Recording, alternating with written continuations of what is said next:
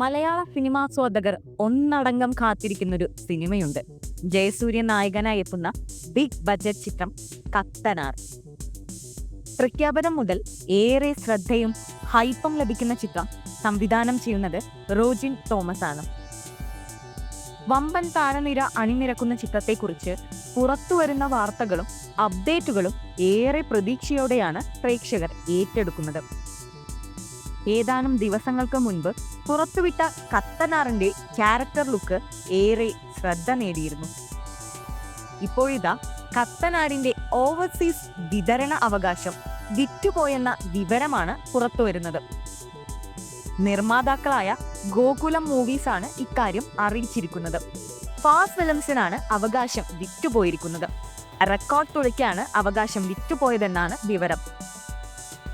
Home എന്ന super hit ചിത്രത്തിനു ശേഷം റോജിൻ തോമസ് സംവിധാനം ചെയ്യുന്ന ചിത്രമാണ് കത്തനാർ. 212 ദിവസവും 18 മാസവും കൊണ്ടാണ് റോജിനും സംഘവും ഈ പടത്തിന്റെ ചിത്രീകരണം പൂർത്തിയാക്കിയത്. മലയാളത്തിലെ ഏറ്റവും വലിയ മുതൽ മുടക്കുള്ള ചിത്രം നിർമ്മിക്കുന്നത് ഗോകുലം മൂവീസിന്റെ ബാനറിൽ ഗോകുലം ഗോപാലനാണ്.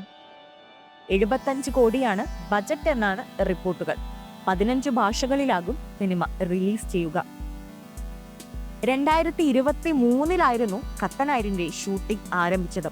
36 ഏക്കറിൽ 45,000 അടി ചതുരശ്ര വിസ്തീർണമുള്ള പടുകൂറ്റൻ സെറ്റും അണിയറ പ്രവർത്തകർ ഒരുക്കിയത് ഏറെ ശ്രദ്ധ നേടിയിരുന്നു. അനുഷ്ക ഷെട്ടിയും പ്രധാന വേഷത്തിലെത്തുന്ന കത്തനാരിൽ പ്രഭുദേവയും കേന്ദ്ര കഥാപാത്രത്തെ അവതരിപ്പിക്കുന്നുണ്ട്. 3Dയിലാണ് സിനിമ ഒരുക്കിയിരിക്കുന്നത്. നിലവിൽ ചിത്രത്തിന്റെ റിലീസിനായി കാത്തിരിക്കുകയാണ് മലയാളികൾ.